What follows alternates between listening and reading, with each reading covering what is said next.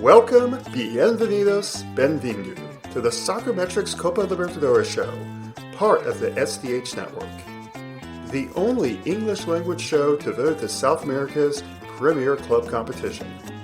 I'm your host, Howard Hamilton, the founder of Soccermetrics. The first leg of the second preliminary round is now over. In this episode, a recap of this week's 8 matches. But before that, there's one other big South American match to review, and that is the Copa Sudamericana. The Copa Sudamericana is South America's equivalent of UEFA's Super Cup, and it's played between the recent Copa Libertadores and Copa Sudamericana winners. Instead of being played at a neutral site, the Copa is played over 2 legs at the venues of both clubs. First at the venue of the Sudamericana winner, then at the site of the Libertadores champion. This year's competition was between Sudamericana holders Lanús and Libertadores winners Flamengo, and the first leg concluded with Lanús earning a 1-0 victory. The lone goal scored by Rodrigo Castillo in the 77th minute. That goal came after 2 other apparent goals by Castillo were disallowed by VAR. It was, in the end, a fine collective effort by the Sudamericana winners, who played a compact block to frustrate Flamengo's midfield with a lack of space and rode some key saves by Nahuel Losada to keep the home side with a chance that they eventually exploited. The 2 teams will meet for the second leg at the Maracanã next Thursday. And now, let's get back to this season's Libertadores second preliminary round first leg, starting with the classified results. And we start in track 1, Juventude 0, Guarani 0, Liverpool 1, Independiente Medellin 2. Track 2, Deportivo Táchira 0, Deportes Tolima 1. O'Higgins 1, Bahia 0. Track 3, Segunda de Mayo 2, Sporting Cristal 2. Carabobo 1, Huachipato 0. And track 4, Barcelona 0, Argentinos Juniors 1. Nacional Potosí 1, Botafogo 0. So recapping these 8 matches, there were 12 goals scored, 6 by the home team, 6 by the away team, resulting in 3 home wins, 2 draws, and 3 away wins. And now to go into depth in the 2 featured matches of this round. And they were both in track 4. First, Barcelona versus Argentinos Juniors.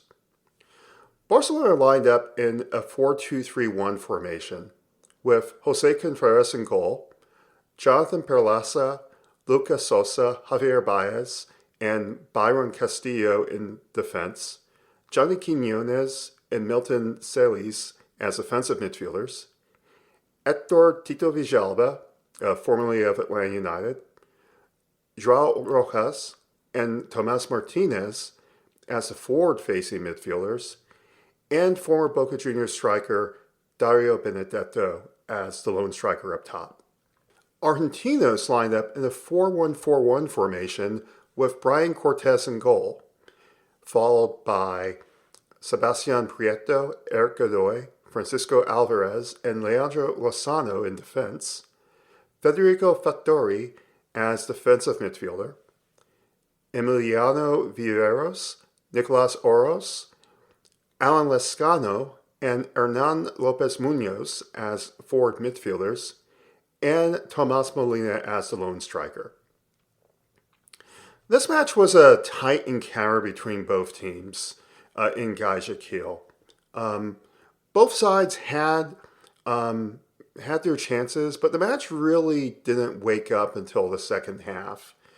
And Argentinos played a significant portion of the second half with 10 men.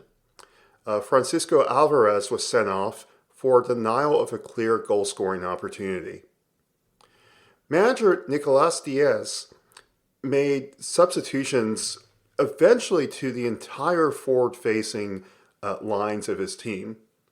He initially took out the striker in the 52nd minute, and after his team was reduced to 10 men, he replaced the entire midfield. First replacing the wingers immediately after Alvarez was sent off, then by replacing the central players in the 81st minute, Porcel coming on to replace Oros.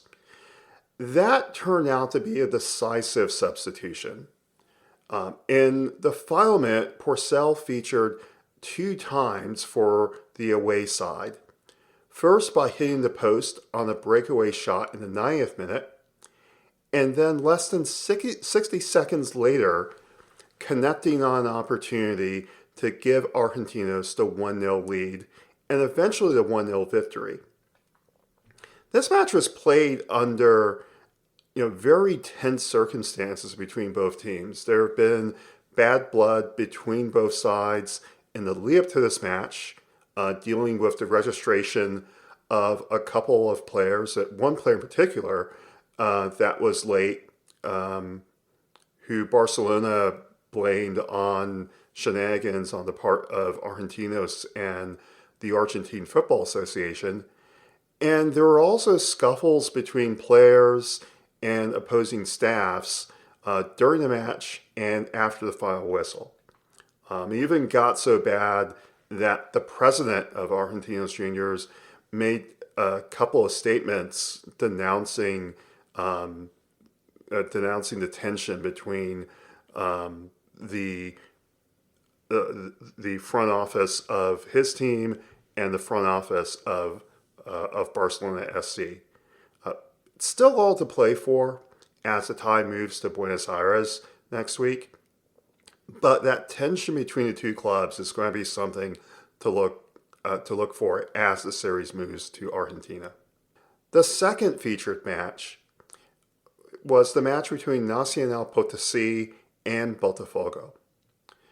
Nacional lined up in the 4-4-2 formation with Pedro Galindo in goal, Oscar Baldomar, Edison Restrepo, Luis Di Miguel, and Andres Torrico as defenders, Maximiliano Nunez, Leandro Otormin, Pedro Azogue, and Maicon Solis in the midfield, and William Alvarez and Oscar Villalba as the forward players up front.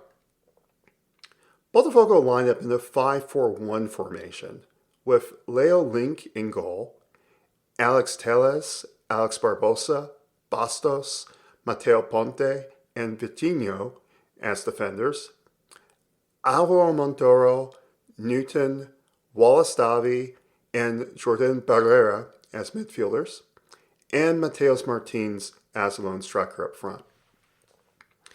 Now, to be expected, this match was dictated by the home side. We're playing at 4,000 meters above sea level. Safe to say that the proceedings were dominated by Nacional Potosí. They had an almost 2-1 advantage in possession. They enjoyed a 25-8 advantage in shots, and Botafogo failed to execute a corner kick over the entire 90 minutes. Nacional had 5 corners. Yet it was Botafogo that had their chances in the first half. Yet in the 13th minute, Nacional came closest to a goal when Baldamar's near-sided header off a corner hit the post of Botafogo's Leo Link.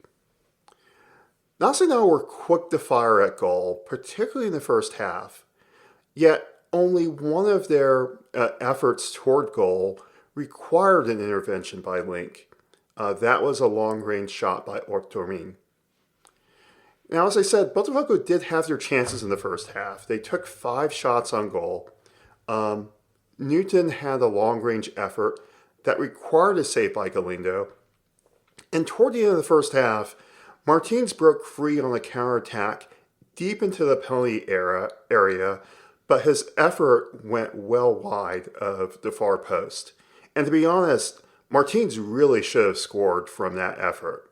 Really needed a better final effort to test Galindo and give Botafogo a chance to steal the match on the road.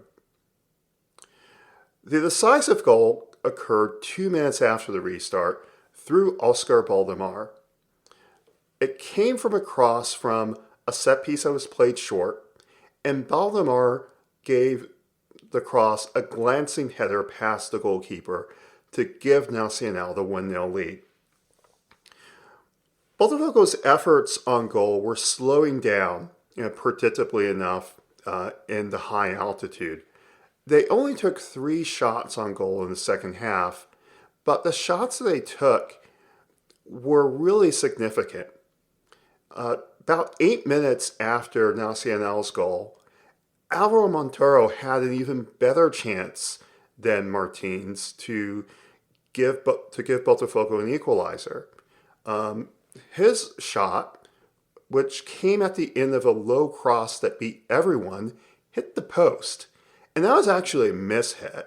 Montero was unguarded at the far post, and he really should have scored, but his lack of execution caused the ball to hit the post. And then 10 minutes from time, Alex Telles had a free kick inside the Nacional half, but that effort was parried away by Galindo. A 1-0 victory by Nacional that probably could have been more. They did have a second goal that was disallowed for offside. It's going to be a match of missed opportunities by both sides, particularly by Nacional, who really needed a multi-goal advantage to give them a chance as the series moves to Brazil next week. Now, recapping the rest of the round, in track 1, Juventud and Guarani had a goalless draw in Uruguay. And it's a draw that really doesn't help either side. Sebastian Sosa stood out with 6 saves for Juventud, but the series now moves to Paraguay. Guarani still have a chance to come away with a victory in this tie.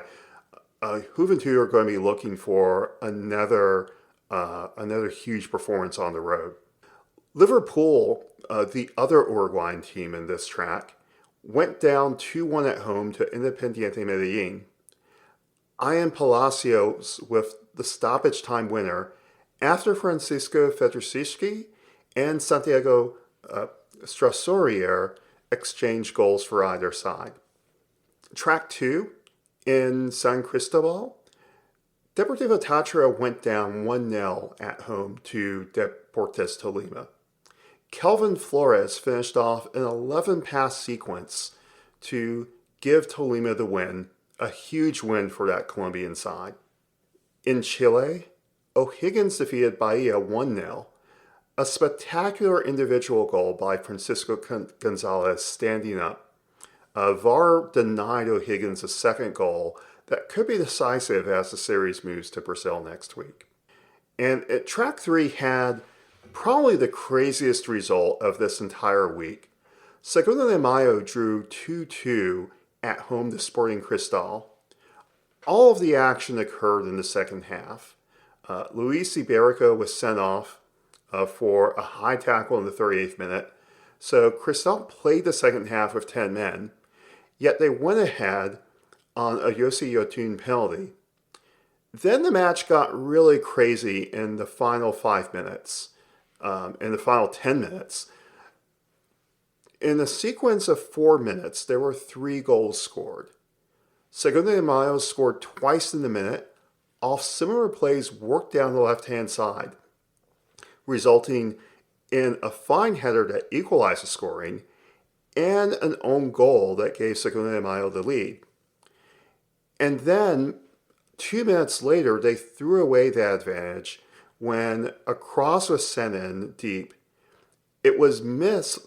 The attempted header away was missed by a Segunda de Mayo defender, and the goalkeeper, who was shielded from the ball, missed the ball, bounced past him into the net. Spectacular final 10 minutes, unreal final 10 minutes for both sides.